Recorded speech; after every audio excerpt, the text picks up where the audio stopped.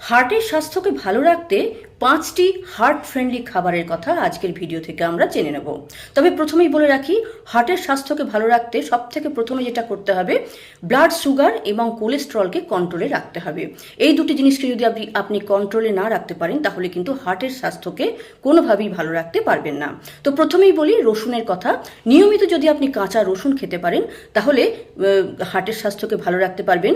রসুন গুড কোলেস্টেরলকে বাড়িয়ে হার্টের স্বাস্থ্যকে ভালো রাখতে সাহায্য করে। কুমড়োর বীজ, সূর্যমুখীর বীজ বা তরমুজের বীজ, এই বীজগুলি কিন্তু হার্টের স্বাস্থ্যকে ভালো রাখতে খুবই উপকারী। কাঁচা হলুদ রোজকার ডায়েটে যদি রাখতে পারেন, ভীষণ উপকার পাবেন। এটা রক্তচাপকে নিয়ন্ত্রণে রাখতে খুব সাহায্য করে। টক দই বা ইয়োগার্ট, কোটি কোটি উপকারী জীবাণু থাকে এই টক দইয়ে, যেটা হার্টের স্বাস্থ্যের জন্য খুবই ভালো।